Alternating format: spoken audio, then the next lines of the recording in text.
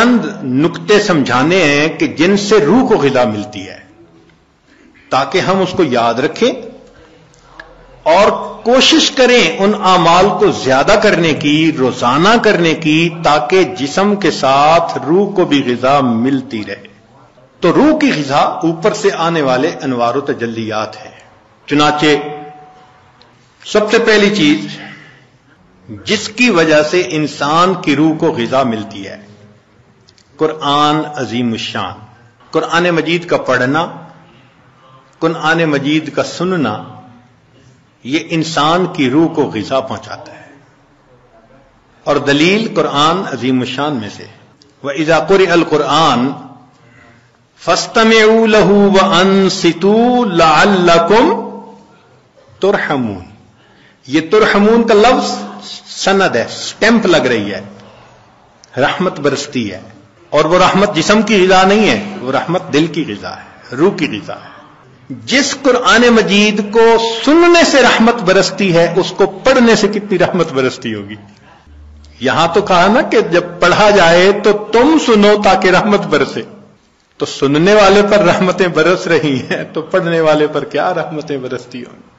تو اس کا مطلب یہ کہ ہم روزانہ فجر کی نماز پڑھا کریں، تو پھر سورہ یاسین پڑھا کریں، قرآن مجید پڑھا کریں، فوراً اپنی روح کو ناشتہ کروانے کی کوشش کیا کریں۔ اس لیے ابن تیمیہ رحمۃ اللہ علیہ فجر کے بعد اشراق تک مسجد میں بیٹھے رہتے تھے۔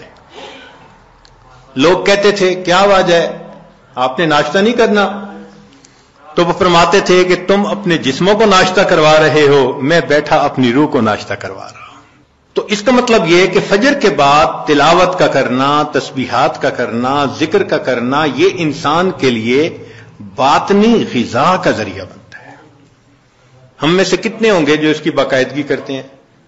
الا ماشاء اللہ، معمولی نہیں۔ یعنی کھانے پینے کا تو معمول ہے، گھر کا بچہ بھی بتا دے گا اتنے بجے ناشتہ ہوتا ہے، اتنے بجے دوپہر کا کھانا اور اتنے بجے رات کا کھانا، لیکن روحانی غذا کا معمول ہی نہیں۔ تو معمول بنانا ضروری ہے۔ جتنے لوگ اولیاء بنے اس دنیا میں، یہ وہ لوگ تھے جو معمولات کرتے تھے باقاعدگی کے ساتھ، تب ان کو وہ نعمت ملی۔ اتفاقاً نہیں کوئی ولی بن جاتا، اس کے پیچھے محنت ہوتی ہے، تب اللہ کی رحمت متوجہ ہوتی ہے۔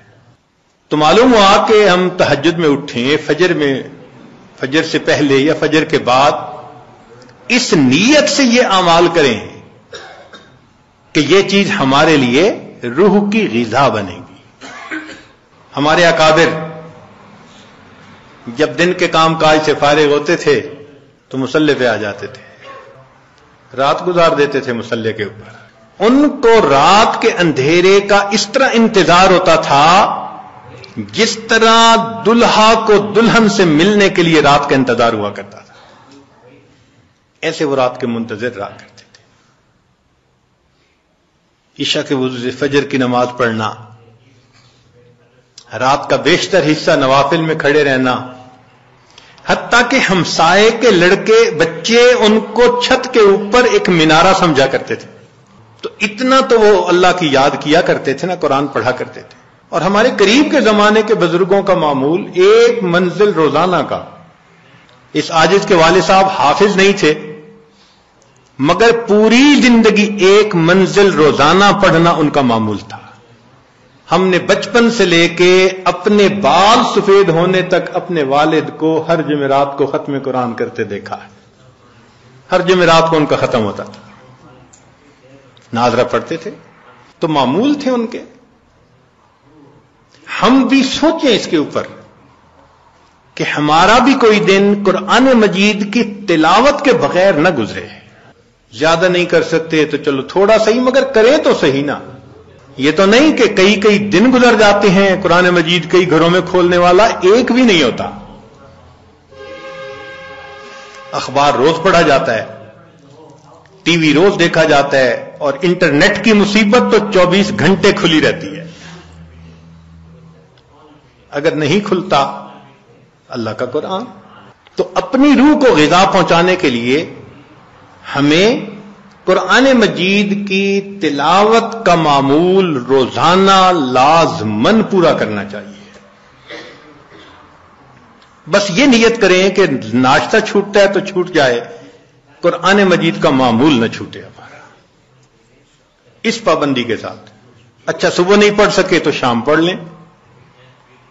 نبی علیہ الصلوۃ والسلام کی تو ماشاءاللہ سنت ہی یہی ہے. کچھ صورتیں ہیں جو صبح پڑھنا مسنون ہے، کچھ ظہر کے بعد، کچھ مغرب کے بعد، کچھ عشاء کے بعد سونے سے پہلے. حدیث پاک میں آتا ہے نبی علیہ السلام سونے سے پہلے سورہ ملک پڑھا کرتے تھے. یہ کیا چیز تھی؟ جیسے آپ کچھ دیر کے بعد نا کینڈی کھا رہے ہوتے ہیں، بسکٹ کھا رہے ہوتے ہیں، فلاں چیز کھا، یہ اسی طرح ہے کہ معمول ساتھ ساتھ چلتا رہتا ہے، روح کو غذا ملتی رہتی ہے. تو جتنی مسنون صورتیں ہیں یاد کریں اور ان کو دن کے مختلف اوقات میں پڑھنے کی عادت بنا لیں، از خود غذا ملتی جائے گی. اور جو حافظ قرآن ہوں ان پر تو اللہ کی خاص رحمت، وہ اپنی منزل کے حساب سے پڑھیں. ہمارے اکابر تو ایک ایک آیت پڑھتے تھے، پوری رات گزار دیتے تھے. پہلے یہ بات ذرا عجیب لگتی تھی کہ ایک آیت پڑھتے پوری رات. پھر ایک چیز نکل آئی جس کا نام ہے چنگم. ہم نے بعض بچوں کو دیکھا کہ جتنی دیر بیٹھے ہیں منہ چل رہا ہے. پوچھا بھئی یہ کیا مسئلہ ہے؟ کہنے لگے جی بس یہ چنگم ہے، اس کو چبانے میں مزہ آتا ہے. بھئی اگر ایک ایک گھنٹہ ایک ہی چیز کو چبانے کا مزہ یہ پا رہے ہیں تو ہمارے اکابر بھی ایک ایک آیت کو بار بار پڑھ کر کندے مکرر کا مزہ لیا کرتے ہیں. ان کو بھی مزہ آتا تھا. تو پہلی چیز جس سے ہم نے اپنی روح کو غذا پہنچانی ہے وہ کیا چیز ہے؟ قرآن مجید کی تلاوت کرنا. صرف ثواب کی نیت نہیں ہونی، ثواب تو ملے گا، یہ بھی نیت ہونی ہے کہ میں نے اس کو آداب کے ساتھ، توجہ کے ساتھ اس طرح پڑھنا ہے کہ اللہ کی رحمتیں برسیں اور میرے دل کی ظلمت کو دھو دیں. دوسری چیز جس سے کہ انسان کے اوپر اللہ کی رحمت برستی ہے اس کو کہتے ہیں استغفار. استغفر اللہ ربی من کل ذنب واتوب الیہ. قرآن مجید میں اللہ رب العزت نے حکم فرمایا واستغفر اللہ، استغفار کرو. ہمارے اکابر یہ معمول بتاتے ہیں روزانہ، استغفر اللہ ربی من کل ذنب واتوب الیہ. اس کو دن میں کم از کم 100 مرتبہ صبح، 100 مرتبہ شام. زیادہ وقت ہو تو 200 مرتبہ بھی پڑھ سکتے ہیں. مگر جب پڑھ رہے ہوں تو ذرا اپنے گناہوں پر ندامت بھی دل میں محسوس کریں. یہ نہ ہو کہ زبان پہ استغفار چل رہا ہے اور دن میں گناہوں کے خیال چل رہے ہیں. رابعہ بصریہ رحمت اللہ علیہ فرماتی تھیں استغفارنا یحتاج الی استغفار، کہ ہم ایسا استغفار کرتے ہیں کہ اس کے اوپر ہمیں استغفار کرنے کی ضرورت ہے. سبح برکف، توبہ برلب، دل پر از لطف گناہ. ہاتھ میں تسبیح، زبان پہ توبہ اور دل گناہ کی لذت میں پڑا ہوا ہے. معصیت را خن میں آیت بر استغفار ما، میرے استغفار کے اوپر تو گناہ بھی کھڑا ہنس رہا ہے. تو ایسا استغفار نہ ہو. صحیح ندامت کے ساتھ ہم استغفار پڑھیں تو اللہ تعالی کی رحمت برسے گی. دلیل قرآن عظیم الشان، بات پکی. اللہ رب العزت شاد فرماتے ہیں لولا تستغفرون اللہ لعلکم ترحمون. قرآن کی آیت. اگر یہ استغفار کرتے تو کیا ہوتا؟ اللہ تعالی رحمت برساتے. تو اس کا مطلب ہے یہ گارنٹیڈ بات ہے کہ استغفار کرنے سے اللہ تعالی کی رحمت برستی ہے، انسان کے روح کو غذا ملتی ہے. پھر تیسری چیز جس سے کہ اللہ تعالی کی طرف سے رحمت اترتی ہے، درود شریف کا پڑھنا. حدیث مبارکہ میں آتا ہے جو شخص ایک دفعہ درود شریف پڑھتا ہے اللہ تعالیٰ 10 رحمتیں اتارتے ہیں. تو 10 رحمتوں کا اترنا اس بات کی دلیل کہ روح کو غذا ملتی ہے، نور اترتا ہے انسان کے اوپر. ہمارے مشائخ نے فرمایا کہ 100 مرتبہ صبح اور 100 مرتبہ شام، کم از کم اتنا تو درود شریف ضروری پڑھ لیں. ایک صحابی رضی اللہ عنہ پوچھتے ہیں اللہ کے نبی صلی اللہ علیہ وسلم میں کتنا درود شریف پڑھوں؟ فرمایا زیادہ پڑھ، چوتھائی حصہ. زیادہ پڑھو گے تو فائدہ زیادہ. اللہ کے نبی صلی اللہ علیہ وسلم آدھا حصہ. بھائی زیادہ پڑھو گے تو زیادہ فائدہ. 3 حصے. فرمایا اور زیادہ تو 4 حصے. جب انہوں نے کہا کہ میں پورا وقت درود شریف پڑھنے میں لگا دوں گا، نبی اسلام نے فرمایا اذن یغفر لک ذنبک، تیرے گناہوں کو بخش دیا جائے گا اور تیرے غموں کو تیرے سر سے اتار دیا جائے گا. تو درود شریف کے پڑھنے سے اللہ تعالیٰ گناہوں کو معاف کرتے ہیں اور دھو دیتے ہیں. صدیق اکبر اللہ عنہ فرمایا کرتے تھے کہ ٹھنڈا پانی آگ کو اتنا جلدی نہیں بجھاتا جتنا جلدی درود شریف کا پڑھنا انسان کے دلوں کی ظلمت کو مٹا دیتا ہے. سیدنا علی رضی اللہ عنہ فرمایا کرتے تھے کہ اگر اللہ تعالیٰ اور اس کے رسول صلی اللہ علیہ وسلم نے تسبیح، تکبیر، تحمید، تحلیل ان کے فضائل نہ بتائے ہوتے تو میں اپنا پورا وقت درود شریف کے پڑھنے میں گزار دیتا. تو ہم بھی درود شریف پڑھیں کم از کم 100 مرتبہ صبح اور 1 مرتبہ شام. اس سے کیا ہوگا کہ دل کو غذا پہنچ جائے گی. چوتھی چیز اللہ کا ذکر کرنا، ذکر لسانی یا ذکر قلبی جیسا بھی معمول ہو. ذکر کے کرنے سے اللہ تعالی کی رحمت اترتی ہے. اور حدیث پاک سے دلیل نزلت علیہم السکینہ، ان کو رحمت ڈھانپ لیتی ہے. ملائکہ آ جاتے ہیں ان کے اوپر. جہاں لوگ مل بیٹھتے ہیں مختلف جگہوں سے آئے ہوئے اللہ کو یاد کرنے کے لیے، تو ذکر کرنے سے سکینہ کا نازل ہونا بھی اس بات کی دلیل کہ انسان کے دل کو غذا ملتی ہے. ذکر سے ذات کی محبت بھی پیدا ہوتی ہے.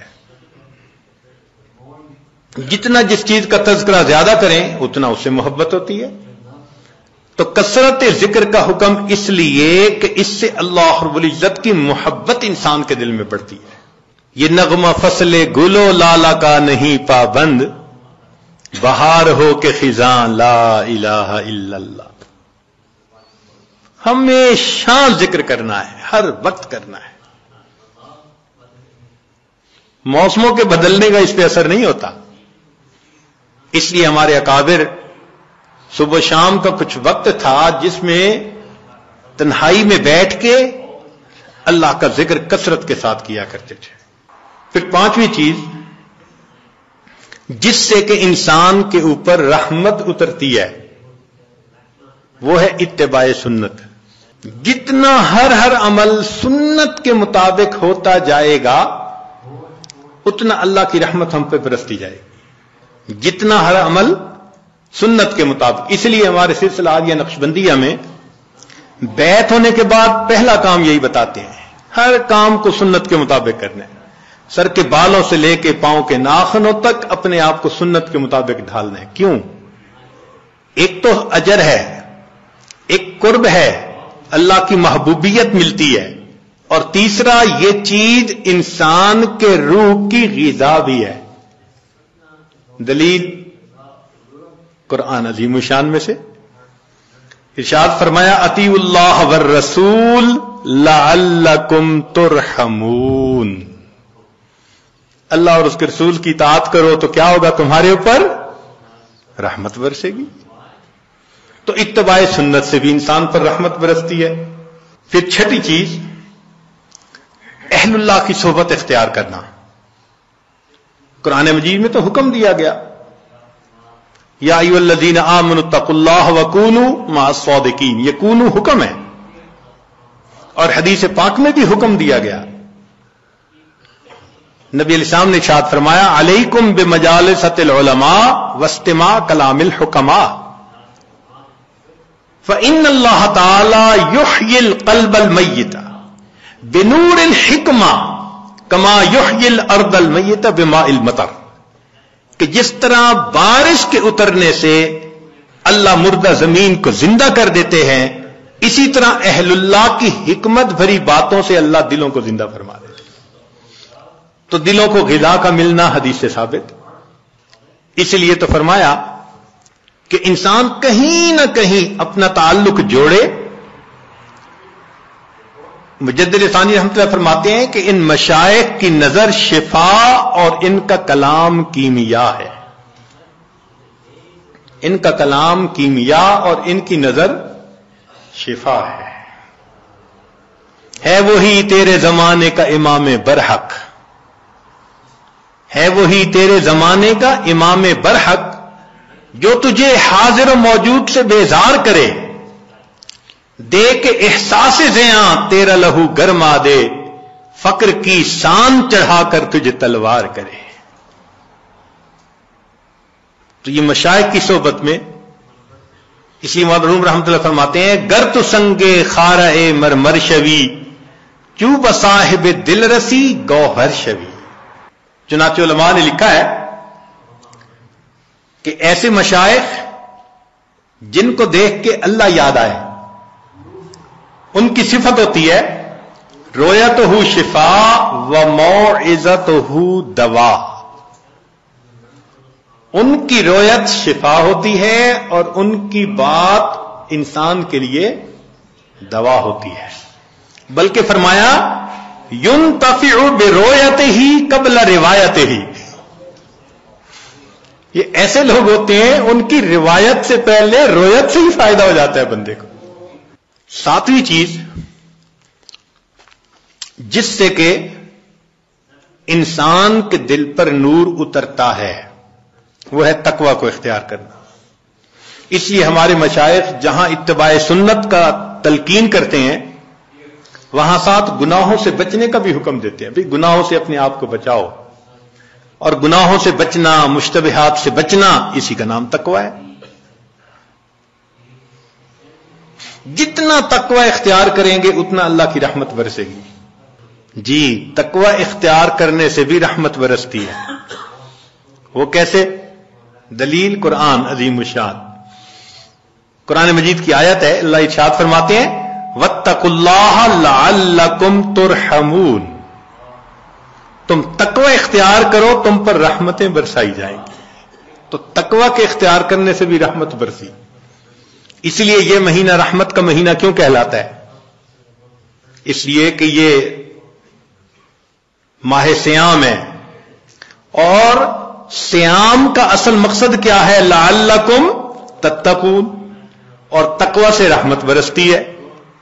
इसलिए इसको शहरुर रहमा कहा, शहरुल गुफरान कहा, हदीस मुबारका में शहरुन अजीम कहा इस शहर, इस महीने को। और हम तो सिर्फ रमजान की बरकतें अगर ले पाए तो बड़ी बात। हमारे मशाइख तो पूरी जिंदगी इसी तरतीब पे गुजारते थे। फरमाते थे, अद्दुनिया यौम वलना फीहा सौ। दुनिया एक दिन की है और हमने इस एक दिन में रोजा रखा हुआ है। यानी गुनाहों से बचने का रोजा, यह मकसद था उनका। पूरी जिंदगी इसी तरह गुजार देते थे। इसलिए फरमाया लिस्साइम फरहतान, रोजादार के लिए दो खुशियां होती हैं। फरहतुन इंदल इफ्तार, एक तो इफ्तार के वक्त खुशी, व फरहतुन इंदल लिकाइर रहमान, जब रहमान से मिलेंगे उस वक्त भी खुशी होगी।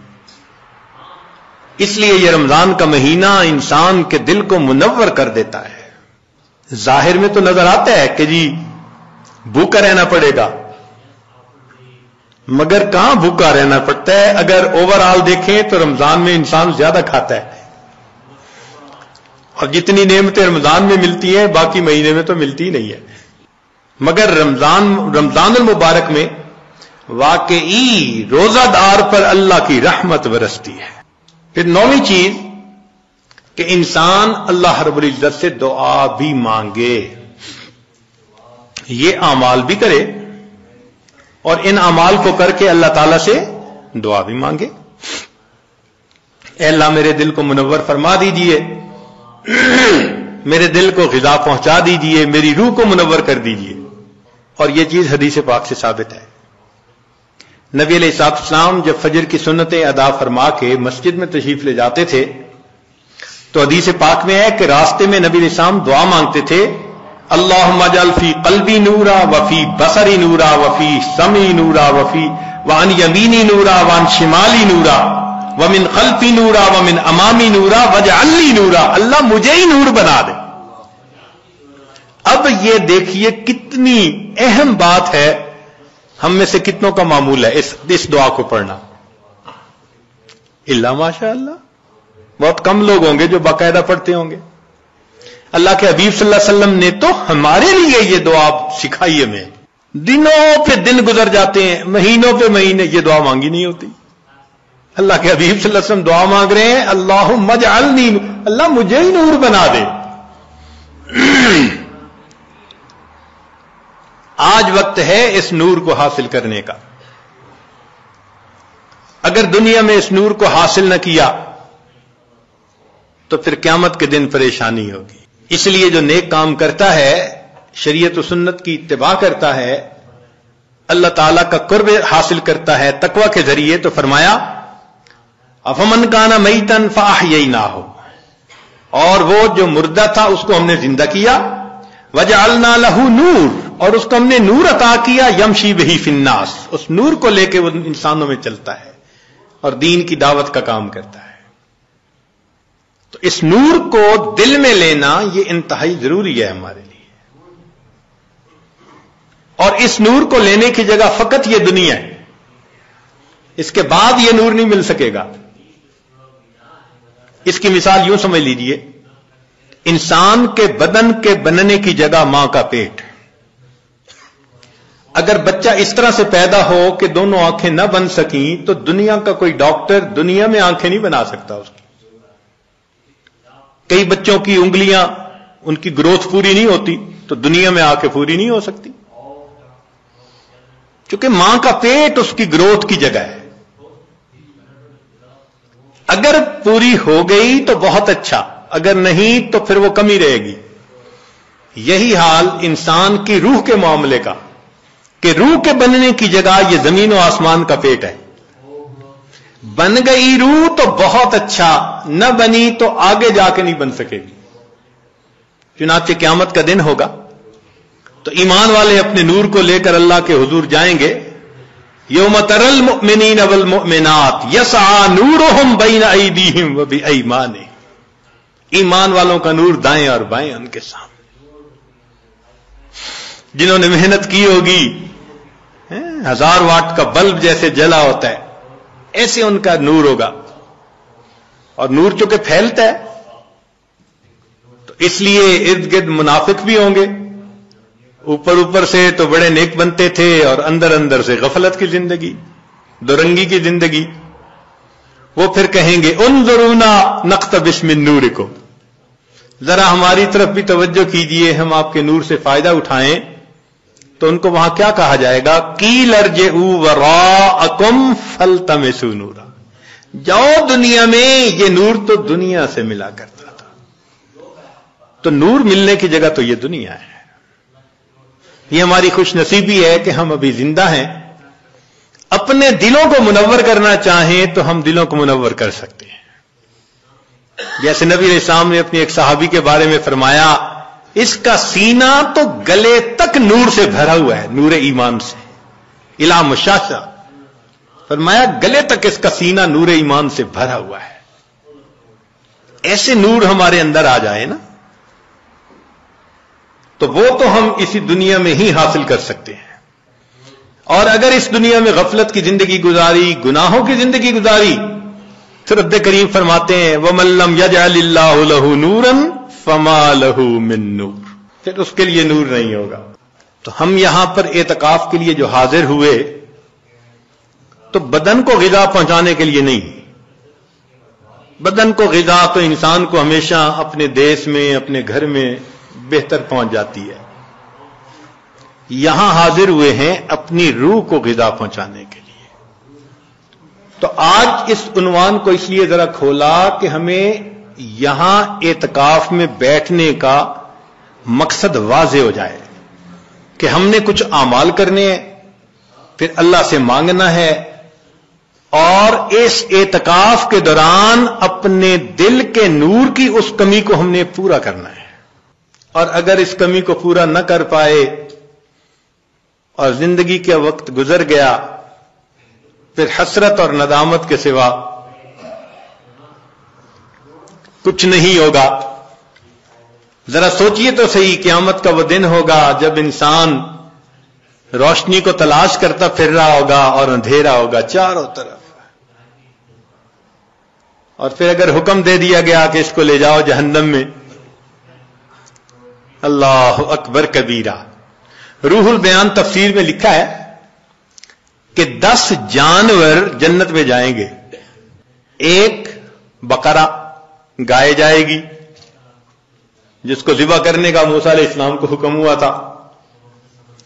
یونس علیہ السلام کی حوت مچھلی، القبش اسماعیل علیہ السلام کا، ان کی جگہ جو مینڈا ذبح ہو گیا تھا وہ بھی جنت میں جائے گا. اجل ابراہیم علیہ السلام کا، جس کو وہ بھون کے لائے تھے فرشتوں کو کھلانے کے لیے. نملہ سلیمان علیہ السلام کے لشکر کو دیکھ کر جس چیونٹی نے بات کی تھی، النمل ایتھا النمل ادخلوا مساکنکم، وہ چیونٹی بھی جنت میں جائے گی. ہدہد جس نے سلیمان علیہ السلام سے گفتگو کی تھی وہ پرندہ بھی جائے گا. صالح علیہ السلام کی ناقہ اونٹنی بھی جنت میں جائے گی، اور نبی علیہ الصلوۃ والسلام کی ناقہ بھی جنت میں جائے گی. اور عزیر علیہ الصلوۃ والسلام کا گدھا بھی جنت میں جائے گا. اور 10واں اصحاب کہف کا کتا بھی جنت میں جائے گا. اب ذرا غور کیجئے وہ کیا منظر ہوگا کہ یہ جانور تو جا رہے ہیں جنت میں، اور جس کو اللہ نے آنکھیں دی، دل دماغ دیا، نعمتیں دی، وہ انسان اپنی غفلتوں کی وجہ سے جہنم میں. اگر اس وقت گدھے نے یہ کہہ دیا، اے انسان تو مجھے بے وقوف سمجھتا تھا نا، گالی بھی دینی ہوتی تھی کسی کو بے وقوفی کی تو گدھا کہتا تھا. آج وہ بے وقوف تو جا رہا ہے جنت میں، تو کہاں کا عقل مند نکل آیا کہ تو جہنم میں. ما جاءکم نذیر، ڈرانے والا نہیں آیا تھا. کہیں گے ڈرانے والا تو آیا تھا. لو کننا نسمع او نعقل ما کننا فی اصحاب السعیر، اگر ہم سنتے، ہماری عقل کی رتی ہوتی ہمارے پاس، تو ہم پھر جہنم میں نہ جاتے. اس کا مطلب یہ کہ ہم سنتے نہیں، سوچتے نہیں. اور گدھے کی بات تو ایک طرف رکھ دیں، اگر اصحاب کہف کے کتے نے اس وقت کہہ دیا کہ تم تو مجھے ذلت کی نظر سے دیکھتے تھے نا، اور میرا نام تو گالی تھا نا، اور میری حالت تو یہ تھی تم خشک ٹکڑا کھلاتے تھے، میں تمہارا در نہیں چھوڑتا تھا، اور تمہیں جو پروردگار روز نعمتیں کھلاتا تھا تمہیں اس کا در یاد نہیں آتا تھا. میں ایک روٹی کی خاطر تمہارے گھر کا ساری رات جاگ کے پہرا دیتا تھا، اور تم اپنے رب کی عبادت کے لیے رات کو 2 نفل پڑھ نہیں سکتے تھے. کتا جنت میں جا رہا ہوگا، اور یہ حضرت انسان غفلت کی زندگی گزارنے کے بعد جہنم میں جا رہا. چہ جائے کہ وہ وقت آئے جب انسان حسرت کرے اور اس کا علاج کوئی نہ ہو. ہمیں چاہیے کہ آج ہم اس کی حقیقت کو سمجھیں، اور جس طرح روح کو اپنے جسم کو غذا پہنچانے کے لیے فکر مند ہیں، ہم اپنی روح کو بھی غذا پہنچانے کے لیے فکر مند ہو جائیں. چنانچہ یہ 10 دن کا قیام یہ بہت فکر مند ہو کے گزارنے کی بات ہے. باتیں کرنے نہیں آئے, قصے کہانیاں کرنے نہیں آئے, حال احوال سننے نہیں آئے, بہت سنتے رہتے ہیں. ہاں اللہ کو منانے کے لیے آئے ہیں. جو گناہوں کے اثرات دل پر ہم آج تک لگا بیٹھے ان کو دھلوانے کے لیے آئے. تو اس کا طریقہ یہ ہے کہ جب اجتماعی عمل ہوں تو اس میں جڑیں, جب انفرادی عمل ہوں تو اپنے وقت پہ انفرادی عمل کریں, لیکن ہر بندے کو ایک فکر لگی ہوئی ہو. ایک ایک منٹ کو آپ کیش کروانے کی کوشش کریں. مسافر کی دعائیں بھی قبول ہوتی ہیں اور مسافر پر اللہ کی رحمت بھی ہوتی ہے. تو اعتکاف میں آنے والے مسافر بھی ہیں, اور جب ایک جگہ پر ہوں اور سب اللہ کے حضور متوجہ ہوں تو اللہ کی رحمتیں اور زیادہ متوجہ ہوتی ہیں. حدیث پاک میں ہے نا, من بلاد شتّا و قبائل شتّا, مختلف شہروں سے مختلف قبیلوں کے لوگ جب ایک جگہ آ کر اکٹھے ہوتے ہیں اللہ رب العزت کو یاد کرنے کے لیے, تو فرشتے اتنا اترتے ہیں کہ آسمان تک ان کا تانتا بند جاتا ہے. اور رب کریم اتنا خوش ہوتے ہیں ان سے کہ جب فرشتے واپس جاتے ہیں تو ان سے کارگزاری سنتے ہیں. تم نے میرے بندوں کو کس حال میں پایا. وہ تو جانتے ہیں مگر ان سے کہلوانا چاہتے ہیں, اور بالآخر فرماتے ہیں کہ اچھا ان کو کہہ دو کہ یہ بخشے بخشائے اپنے گھروں کو چلے جائیں, میں نے ان کے گناہوں کو ان کی نیکیوں میں تبدیل فرما. یا اللہ کچھ تو وہ بھی تھے راستہ گزرنے والے ویسے ہی کھڑے ہو گئے تھے. رب کریم اتنا خوش ہوتے ہیں کہ فرماتے ہیں اچھا ہم قوم لا یشقا جلیس, ایسے لوگ ہیں ان کے پاس بیٹھنے والا بدبخت نہیں ہوتا. تو جب پاس بیٹھنے والا بدبخت نہیں ہوتا تو جو خود اس قوم میں شامل ہوں وہ کیسے بدبخت ہو سکیں گے. اور ہمارے مشائخ نے لکھا کہ بدبخت وہ ہوتا ہے جو ایمان کے بغیر دنیا سے چلا جائے. تو یہ حدیث پاک اشارہ کر رہی ہے کہ ایسی محفلوں میں بیٹھنے والا بندہ بالآخر دنیا میں ایمان کی سلامتی کے ساتھ چلا جاتا ہے. تو ان محفلوں کی قدر کریں, فکر کریں. اپنے سیل فون کو یا تو سائلنٹ کر دیں یا بند ہی کر دیں 10 دن کے لیے. یہاں گھنٹی کی آواز نہ سنائی دے, بات کی آواز نہ سنائی دے. جب نہیں تھے یہ سیل فون دنیا کے کام کاروبار پھر بھی چلتے تھے. 10 دن کے لیے بند ہو جائے گا, کام کاروبار پھر بھی چلیں گے. نہ آسمان پہلے گرا تھا نہ اب گرے گا. تو اتنا اہم نہ اس کو بنائیں. اب اس کو ایک طرف کر کے تلاوت میں لگے ہوں, تسبیحات میں لگے ہوں, نمازوں میں لگے ہوں, دعا میں لگے ہوں, اجتماعی عمل میں, بس ان اعمال میں قرآن مجید کی تلاوت میں آپ لگے رہیں. اللہ تعالی ہم میں سے کسی کی عاجزی کو تو قبول فرما لیں گے نا.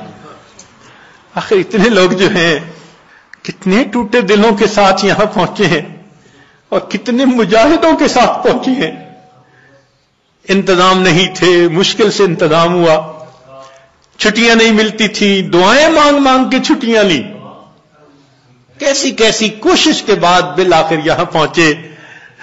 اللہ تعالیٰ قدردان ہے, وہ یقیناً آنے کی قدر فرمائیں گے. تو ہم اپنے اس وقت میں اللہ تعالیٰ کی رحمت کو اپنی طرف متوجہ کریں.